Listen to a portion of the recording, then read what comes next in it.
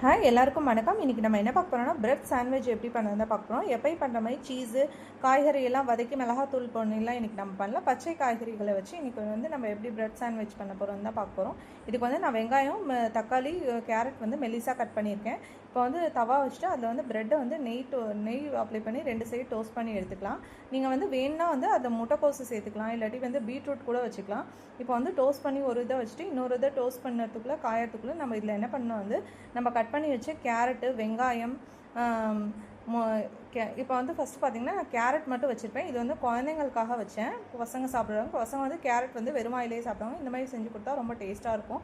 Bread கிறிஸ்பியாக இருக்கிறதுக்கும் அது வந்து உப்பு பெப்பர் பவுடர்லாம் போட்டதுக்கு. இப்போ அடுத்து வந்து பெரியவங்களுக்கு பண்ணுறேன். வெங்காயம் கட் பண்ணி வச்சோம்ல, வெங்காயம், கேரட்டு, தக்காளி, அதில் வந்து லைட்டாக உப்பு தூவிக்கலாம். அதுக்கு லைட்டாக வந்து பெப்பர் தூவிட்டு இப்போ இன்னொரு ப்ரெட்டை வந்து க்ளோஸ் பண்ணால் நம்மளோட ப்ரெட் சாண்ட்விச் சூப்பராக ரெடி ஆகிடுச்சு. இதை நீங்களும் வீட்டில் ட்ரை பண்ணி பார்த்துட்டு எப்படி